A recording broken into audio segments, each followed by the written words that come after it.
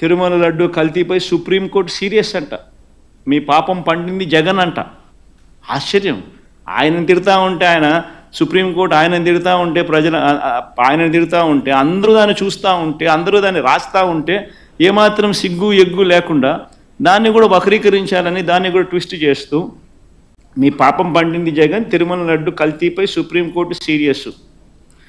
YV సుబ్బారెడ్డిపై ఆగ్రహం అంట. చంద్రబాబు నాయుడుపై ఆగ్రహం వ్యక్తం చేస్తే వైవి సుబ్బారెడ్డిపై ఆగ్రహం అంట. వైవి సుబ్బారెడ్డిపై ఆగ్రహం వ్యక్తం చేసిన సుప్రీంకోర్టు అంట. ఆశ్చర్యం అంటే ఆశ్చర్యం. నిజంగా వీళ్ళు రాసిన మాటలు చూస్తూ ఉంటే ఇంత దారుణంగా వక్రీకరిస్తూ ఈ మాదిరిగా చంద్రబాబు నాయుడు గారు అనే వ్యక్తి ఈ స్థాయికి దిగజారిపోయిన పరిస్థితులు కనిపిస్తూ ఉన్నాయి. రాష్ట్రాన్ని నడుపుతా ఉన్న వ్యక్తి నిజాయితీగా ఉండడానికి, ఆ నిజాలను ఒప్పుకోవడానికి ఇవే వివరాలను ఒక్కసారి నేను మళ్ళీ మీ అందరికీ మెమరీ ఒక్కసారి రీజెక్ట్ చేయడానికి ఒక్కసారి మీ అందరికీ కూడా చూపిస్తా. ఒక్కసారి మీరంతకు మీరే గమనించండి. జూలై 6వ తారీఖున, జూలై 12వ తారీఖున ఏ రకంగా ఈ కంటైనర్లలో ఏ రకంగా క్వాలిటీకి లేని పరిస్థితులు వచ్చినప్పుడు ఆ కంటైనర్లను అసలు లోపలికి వెళ్ళే పరిస్థితి కూడా లేదు. యాజ్ పర్ నార్మ్స్ టీటీడీలో ఉన్న ఒక గొప్ప రోబస్ట్ పరిపాలనా వ్యవస్థ ఎంత గొప్పగా ఉంటుంది అని అంటే క్వాలిటీ అనేది లేకపోతే అసలు వెహికల్ లోపలికి వెళ్ళే పరిస్థితి కూడా ఉండదు. అదే మాదిరిగానే జూలై 6, జూలై 12 అంటే చంద్రబాబు నాయుడు గారు సాక్షాత్తు ముఖ్యమంత్రి అయి ఉండగా వచ్చిన కంటైనర్లు ఇవి. ఆయన ముఖ్యమంత్రిగా అయి ఉండగా, ఆయన వేసిన ఈఓ అధికారిగా ఉండగా ఎంత గొప్పగా తిరుపతిలో వ్యవస్థ ఉంది అని నడిపేదానికోసం ఇంతకుముందు మా హయాంలో 18 సార్లు ఇదే మాదిరిగానే క్వాలిటీ లేకుండా వస్తే రిజెక్ట్ చేసి పంపించాం. 2014 నుంచి 19 మధ్యలో చంద్రబాబు నాయుడు గారి హయాంలో ఆయన ముఖ్యమంత్రిగా ఉన్నప్పుడు ఇదే మాదిరిగా క్వాలిటీ లేకుండా మెటీరియల్ వచ్చినప్పుడు, క్వాలిటీ లేకుండా ట్యాంకర్లు వచ్చినప్పుడు ఆయన హయాంలో 14 సార్లు తిరిగి వెనక్కి పంపించారు. తిరుపతిలో ఒక గొప్ప వ్యవస్థ ఉంది, ఒక రోబస్ట్ ప్రక్రియ ఉంది. ఎవరైనా కూడా మెటీరియల్ తీసుకొచ్చేటప్పుడు టెండర్లలో ఎవరైతే ఈ టెండరింగ్ ప్రొసీజర్ ప్రకారం ఈ టెండర్లలో పార్టిసిపేట్ చేస్తారు. ఆ ప్రీ క్వాలిఫికేషన్ క్రైటీరియా కూడా కొత్తగా వచ్చినట్టుగా కాదు, ఎప్పటి నుంచో ఉండేటివి, పాతవే. ఆ ప్రకారం ఎవరైనా ఈ టెండర్లలో పార్టిసిపేట్ చేస్తారు. ఈ టెండర్లలో ఎవరికైతే L1 వస్తుందో వాళ్లకు ఆ కాంట్రాక్ట్ అనేది ఇస్తారు. 65% వాళ్ళకి ఇస్తారు, మిగతా వాళ్ళకు మిగతా 35% పంచుతారు అదే రేటుకి. ఇది ఎప్పటి నుంచో ఉన్న ప్రక్రియ. వాళ్ళు వచ్చే వాళ్ళు కూడా NABL సర్టిఫికేట్ తీసుకొని వస్తారు, lab certificate on product quality తీసుకొని వస్తారు. తీసుకొని వచ్చిన పిమ్మట అయినా కూడా తిరుపతిలో ప్రతి ట్యాంకర్లోనూ 3 సార్లు టెస్టింగ్ చేస్తారు. ఆ టెస్ట్ శాంపుల్స్ పాస్ అవుతేనే వెహికల్ ముందుకు పోతుంది. ఇది ప్రొసీజర్. ఇప్పటికి ఎన్నోసార్లు ఈ ప్రొసీజర్ గురించి కూడా చెప్పడం జరిగింది, మళ్ళీ గుర్తు చేస్తా ఉన్నా. ఆ ప్రొసీజర్ల నేపథ్యంలో జూలై 6, 12వ తారీఖున వచ్చిన మెటీరియల్ తిరుపతిలో వీళ్ళు 3 సార్లు టెస్ట్ చేసి ఆ ట్యాంకర్లను ఏదైతే 3 సార్లు టెస్ట్ చేసిన ప్రక్రియ ఏదైతే చేశారో ఆ ప్రక్రియలో ఈ టెస్ట్లలో అది ఫెయిల్ అయిన పిమ్మట ఆ కంటైనర్లో ఆ ట్యాంకర్ ఫెయిల్ అయితే ఆ ట్యాంకర్లను పక్కన పెట్టి ఆ ట్యాంకర్ ఫెయిల్ అయినటివి లోపలికి పంపించకుండా ఆ ట్యాంకర్లను పక్కకు పెట్టేసేసి ఆ ట్యాంకర్లు అసలు వాడుకలోనే తీసుకొని రాలేదు, వెనక్కి పంపించేశారు ఆ ట్యాంకర్లను. ఒకసారి ఆ 3 టెస్టులు ఫెయిల్ అయిన ఆ ట్యాంకర్లను మరొకసారి రీకన్ఫర్మేషన్ కోసం, రీటెస్టింగ్ కోసం మళ్ళీ NDDBకి కూడా పంపించడం జరిగింది ఆ శాంపుల్. ఆ శాంపుల్ మళ్ళీ జూలై 23వ తారీఖున రిపోర్ట్ వచ్చింది.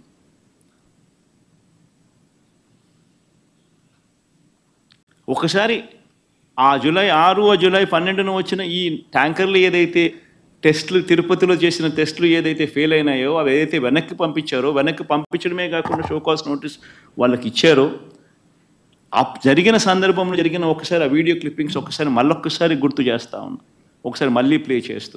ఇది జూలై 23వ తారీఖున సాక్షాత్ ఈవో మాట్లాడిన మాటలు. జూలై 23వ తారీఖున ప్లే చేయండి అమ్మా. ఒక ఇంపార్టెంట్ ఆస్పెక్ట్ ఏంటంటే, టేస్ట్ అనేది మనకు తెలిసిందే, కానీ ఎరోమా అనేది మనకి కరెక్ట్ గా ఉందా లేదా, క్వాలిటీ లేకపోతే మేము మీద చర్యలు తీసుకుంటామని అందరి మేనేజ్మెంట్ వాళ్ళు వచ్చారు. ఒక్కొక్కరు మాట్లాడి చెప్పిన తర్వాత కొంతమంది ఇంప్రూవ్ చేశారు. ఆ శాంపుల్లో అడల్టరేషన్ ఉందని తెలియదు.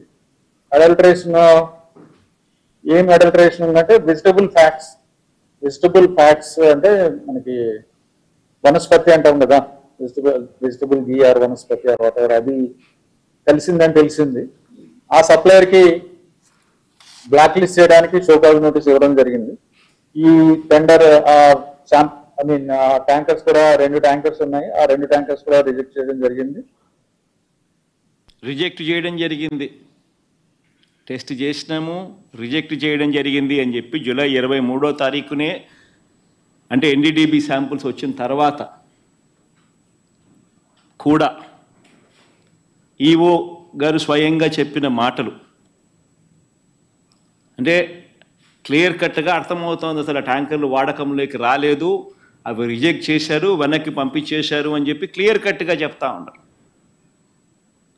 అయినా కూడా సెప్టెంబర్ 18వ తారీఖున, అంటే 2 నెలల తర్వాత, చంద్రబాబు నాయుడు గారు 100 రోజుల తన పాలన సభలో, 2 రోజుల తన పాలన సభలో, తన పాలన అన్ని విధాల ఫెయిల్ అయిపోయి ఉన్న పరిస్థితుల నేపథ్యంలో ప్రజలు సూపర్ 6, సూపర్ 7 పరిస్థితి ఏమిటి, ఎన్నికలప్పుడు ఇచ్చిన హామీల గురించి ఏమయ్యాయి మా హామీలు అని చెప్పి ప్రజలు చంద్రబాబు నాయుడు గారిని 100 రోజుల తన పాలన మీద నిలదీస్తూ ఉన్న నేపథ్యంలో, అన్ని రకాలుగా ఫెయిల్ అయిన నేపథ్యంలో చంద్రబాబు నాయుడు గారు టాపిక్ డైవర్ట్ చేసేందుకు జూలై 23వ తారీఖున ఈ రిపోర్ట్ వస్తే, అది కాన్ఫిడెన్షియల్ రిపోర్ట్ అని చెప్పి వాళ్ళు చెప్పి మరీ రిపోర్ట్ ఇస్తే, ఆ రిపోర్టును చంద్రబాబు నాయుడు గారు సెప్టెంబర్ 18వ తారీఖున తాను 100 రోజుల తన పాలన మీద తాను మాట్లాడుతూ, ఆ 100 రోజుల పాలన మీద తాను జరిపిన ఆ సభలో తాను మాట్లాడిన మాటలు ఒకసారి వినండి. దేవుని దగ్గర పెట్టే ప్రసాదం అపవిత్రం చేసే విధంగా ఓసారి బాధేస్తుంది. నాసి రకమైన ఇంగ్రీడియంట్సే కాకుండా ఎనిమల్ ఫ్యాట్ కూడా వాడారని, ఏది గీకు బదులు. అంటే ఒకవైపునేమో జూలై 23వ తారీఖునే ఈవో అసలు యానిమల్ ఫ్యాట్ కాదు, అది వెజిటబుల్ ఫ్యాటు అంటే ఎన్డీడీబీ రిపోర్ట్ వచ్చినాక కూడా, అంటే ఎందుకంటే ఆయన జ్ఞానం ఉంది కాబట్టి, ఆయనకు తెలుసు కాబట్టి, రిజెక్ట్ చేసేసినాము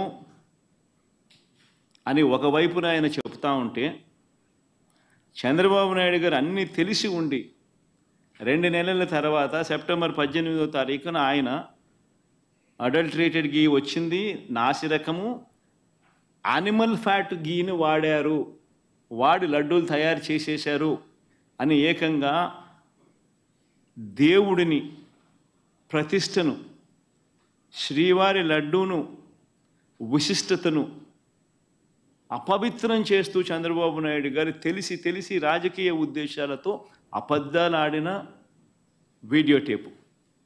18వ తారీఖున, సెప్టెంబర్ 18వ తారీఖున చంద్రబాబు నాయుడు గారు ఈ మాటలు మాట్లాడితే, మళ్ళీ సెప్టెంబర్ 20వ తారీఖున టీటీడీ ఈఓ గారు, అంటే ఐఏఎస్ ఆఫీసర్ గారు, చంద్రబాబు నాయుడు గారు స్వయంగా నియమించుకున్న టీటీడీ ఈఓ గారు మళ్ళీ ఇదే విషయం మీద మళ్ళీ చంద్రబాబు నాయుడు గారిని కరెక్ట్ చేస్తూ మళ్ళీ టీటీడీ ఈఓ గారు మళ్ళీ అన్న మాటలు ఒకసారి ప్లే చేస్తాం, ఒకసారి చూడండి ఒకసారి. No.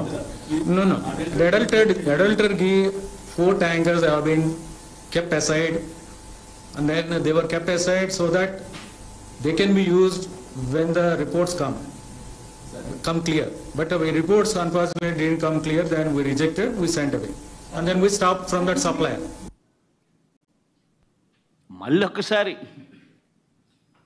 మరొక్కసారి ఇంగ్లీష్లో కూడా చెప్పాడు, నేషనల్ మీడియాకు కూడా చెప్పాడు. చంద్రబాబు నాయుడు గారు చెప్తా ఉన్న మాటలు అబద్ధము అని చెప్పి మరొక్కసారి రుజువు అయ్యేట్టుగా ఏకంగా టీటీడీ ఈవో మరొక్కసారి మళ్ళీ చెప్పాడు. అసలు ఆ గీ వాడనే లేదు, ఆ ట్యాంకర్లు వాడనే లేదు, ఆ ట్యాంకర్లను వెనక్కి పంపించాం, టెస్ట్లలో ఫెయిల్ అయిపోయింది కాబట్టి అసలు లోపలికే పంపించలేదు, వెనక్కి పంపించేసాము, అసలు వాడకంలోకే తీసుకుని రాలేదు అని చెప్పి తాను మరొక్కసారి రీఇటరేట్ చేస్తూ తాను చెప్పాడు. చెప్పినా కూడా మళ్ళీ సెప్టెంబర్ 22వ తారీఖున చంద్రబాబు నాయుడు నేను అబద్ధాలే చెబుతా, రాజకీయ ఉద్దేశాలే నాకు ముఖ్యం, నేను స్వామివారినైనా తిరుపతి అయినా నాకు భయము లేదు, భక్తి లేదు అని చెప్పి నిరూపించుకుంటూ మళ్ళీ 22వ తారీఖున సెప్టెంబర్ 22వ తారీఖున ఇదే పెద్ద మనిషి చంద్రబాబు నాయుడు గారు తాను చెప్తా ఉన్న అబద్ధాన్ని మళ్ళీ ఒత్తి వక్కారించి మళ్ళీ ఆయన అన్న మాటలు ఒకసారి వినండి. ఇక్కడికి వచ్చినప్పుడు 4 ట్యాంకర్స్, అప్పటికే 4 ట్యాంకర్స్ వచ్చేసాయి, దాన్ని వాడారు అని వాడాం. అంటే ఒక అబద్ధానికి నిజంగా రెక్కలు కట్టి గోబల్స్ ప్రచారంలో భాగంగా రాజకీయ దురుద్దేశంతో మన గుడిని మనమే తగ్గించుకుంటూ, మన లడ్డూ ప్రసాదాన్ని విశిష్టతను మనమే తగ్గించుకుంటూ, మనమే అపవిత్రత అని తెలిసి కూడా అపవిత్రం చేస్తూ కోట్ల మంది భక్తుల మనోభావాలతో ఆడుకుంటూ ఈ పెద్ద మనిషి గోబల్స్ ప్రచారంలో భాగంగా వెనక్కి తగ్గకుండా, దేవుడంటే భయము లేకుండా, దేవుడంటే భక్తి లేకుండా ఏ రకంగా తన అడుగులు ముందుకు వేశాడు అన్న దానికి మరో నిదర్శనం ఇది.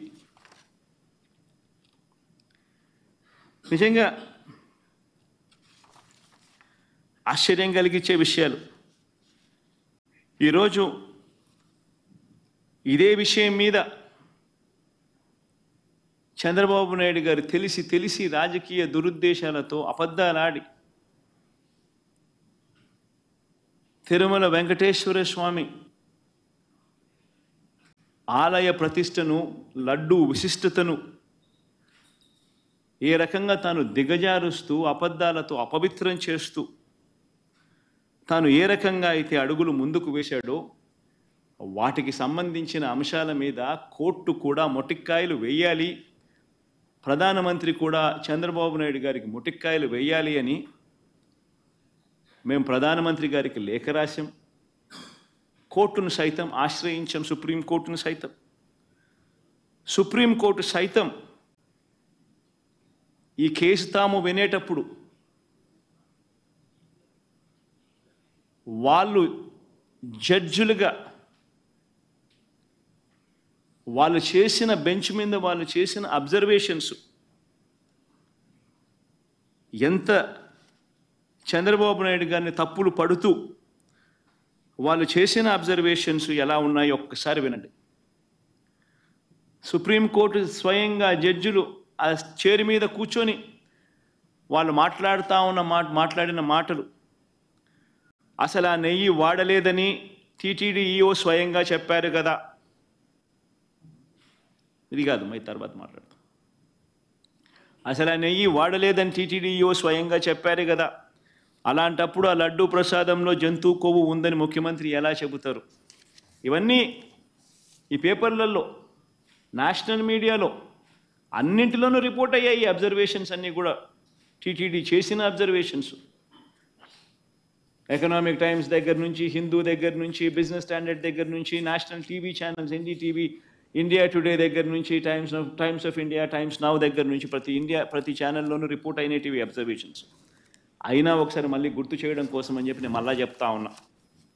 అసలు నెయ్యి వాడనే లేదని టీటీడీ ఈఓ స్వయంగా చెప్పారు కదా, అలాంటప్పుడు లడ్డూ ప్రసాదంలో జంతువు కొవ్వు ఉందని ముఖ్యమంత్రి ఎలా చెబుతారు?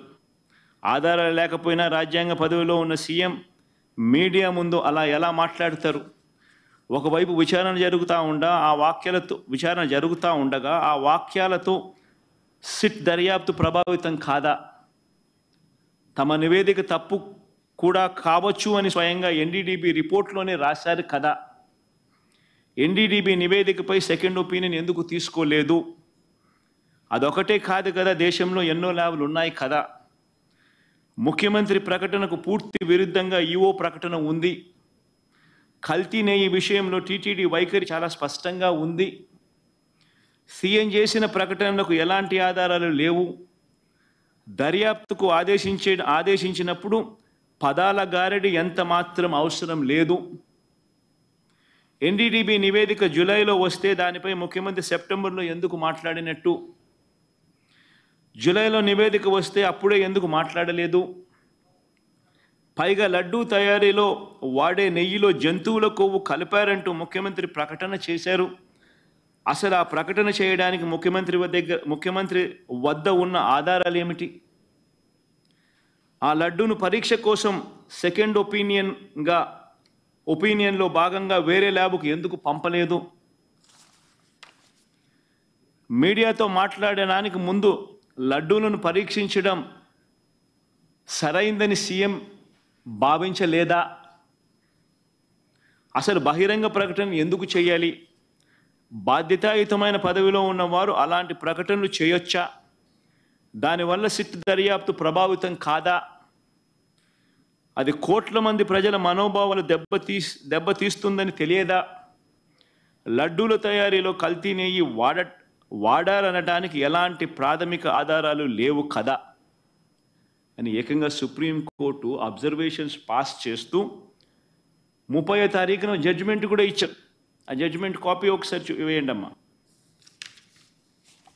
ఆ జడ్జిమెంట్ కాపీలో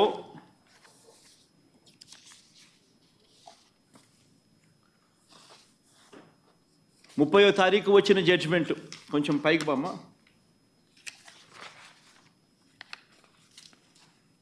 ఇంకా పైకి సుబ్రహ్మణ్యం స్వామి వర్సెస్ స్టేట్ ఆఫ్ ఆంధ్రప్రదేశ్. కొంచెం కిందికి రామ్మా.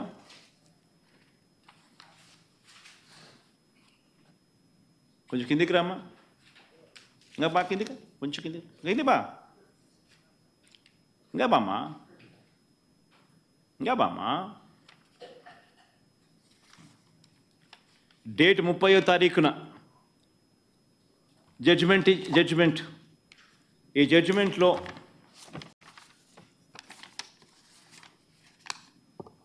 the present petition pertain to an issue which affects the sentiments of crores of people living in the entire world. Moodo point.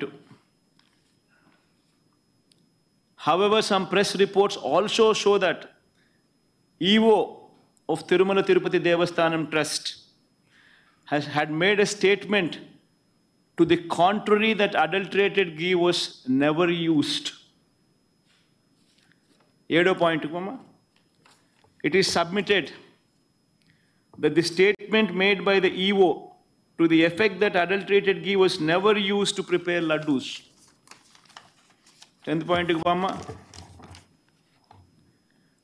It could thus be seen that a statement was made by the Chief Minister on 18th September 2024, which was even prior to the FIR being lodged on 25th September, and the sit being constituted on 26th September. Number 11, we are prima facie of the view that it was not appropriate on the part of the high constitutional functionary to go in public to make a statement which can affect the sentiment of crores of people, and when investigation to find out adulterated ghee was used to make laddus was underway. Judgment kuda Chandrababu Naidu ఆక్షేపిస్తూ స్వయంగా supreme court judgement కూడా ఇచ్చింది.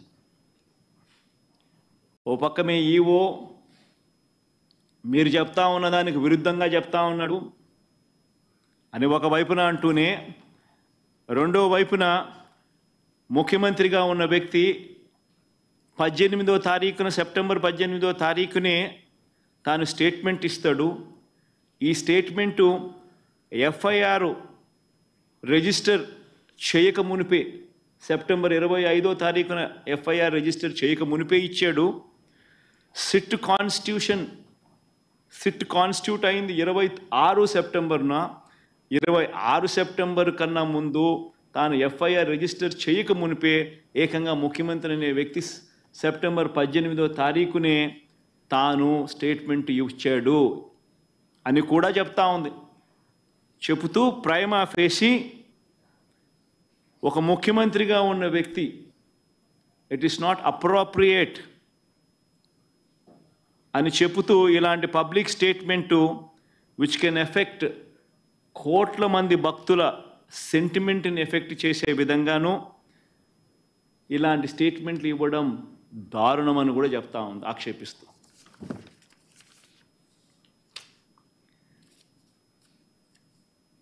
ఇలా చంద్రబాబు నాయుడు గారిని అన్ని రకాలుగా ఆక్షేపిస్తూ ఉన్నా కూడా చివరికి ఈరోజు కూడా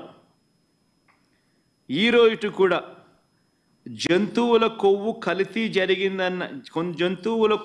కల్తీ జరిగిందన్న నెయ్యిని వాడలేదని ఈవో చెప్పారు కదా అని మళ్ళీ ఇవాళ న్యాయస్థానం మళ్ళీ ప్రశ్నించింది. ఇవాళ కూడా ప్రశ్నిస్తూ చంద్రబాబు నాయుడు గారిని ఆక్షేపిస్తూ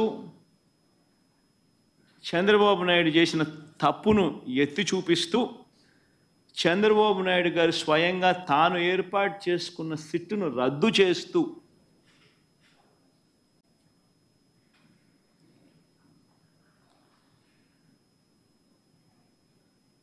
సుప్రీంకోర్టు స్వయంగా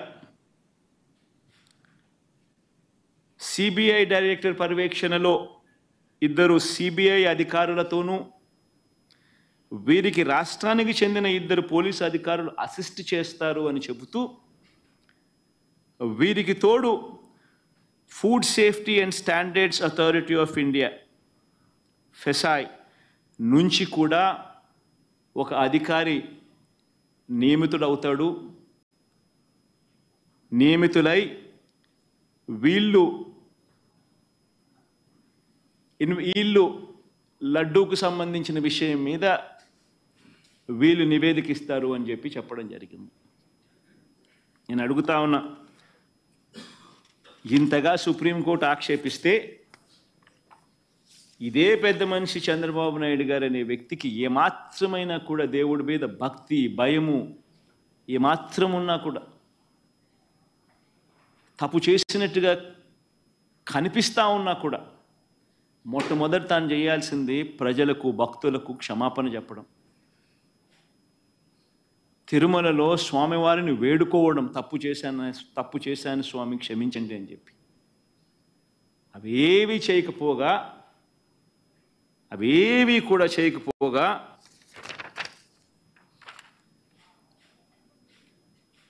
తిరుమల లడ్డులో జంతువుల కొవ్వు కలిపిన కల్తీ వ్యవహారంపై సుప్రీం సీరియస్ కావడంతో జగన్ రెడ్డి ధర్మారెడ్డి మా బావంట, ఇది ఇంకో కొత్త అబద్ధం, మా మామ కరుణాకర్ రెడ్డి అంట, ఇది ఇంకొక పెద్ద అబద్ధం, అడ్డంగా బుక్ అయ్యారంట. అసలు ఎవరు బుక్ అయ్యారు? ఎవరిని సుప్రీంకోర్టు తిట్టింది? ఎవరి మీద సాక్ష్య ఆధారాలు కనిపిస్తూ ఉన్నాయి? నువ్వు చెప్పిన మాట ఏమిటి? నువ్వు అన్న మాటలు ఏమిటి? స్వయంగా మీరు అపాయింట్ చేసుకున్న మీ ఐఏఎస్ ఆఫీసర్ టీటీడీ ఈఓగా ఉంటూ తాను అన్న మాటలు ఏమిటి? ఎవరు తప్పు చేసినారు? ఎవరు దేవుడి సమక్షంలో దోషులుగా ఎవరు నిలబడాలి? ఎవరికి దేవుని మీద భక్తి ఉంది, భయం ఉంది? అన్న కర్మ ఏమిటంటే ఈ మనిషికి దేవుడు అంటే భయము లేదు, భక్తి లేదు. దేవుణ్ణి సైతం రాజకీయాలలో వాడుకునే అన్యాయమైన బుద్ధి ఈ రాజకీయ నాయకుల్లో ఉంది. కాబట్టే ఈ చంద్రబాబు నాయుడు గారు లాంటి అన్యాయమైన రాజకీయ నాయకులు ఉన్నారు కాబట్టే మన కర్మ మనకి నిజంగా రాష్ట్రానికి రాబోయే రోజుల్లో దేవుని ఈ పాపం, దేవుని కోపం ఆంధ్ర రాష్ట్ర ప్రజల మీద పడకుండా దేవుని నేను వేడుకుంటా ఉన్నాను. ఆ పాపం అనేది చంద్రబాబు నాయుడికే పరిమితం కావాలి. చంద్రబాబు నాయుడు అబద్ధాన్ని మోస్తా ఉన్న చంద్రబాబు నాయుడు గారి కూటమికి మాత్రమే పరిమితం కావాలి అని చెప్పి, చంద్రబాబు నాయుడు గారు అబద్ధాన్ని మోస్తా ఉన్నా, అబద్ధం అని తెలిసినా కూడా మోస్తా ఉన్నా ఆ నాయకులకే పరిమితం కావాలి అని నిజంగా దేవుణ్ణి అందరం ముక్కోవాలి, ముక్కుంటున్నాం కూడా.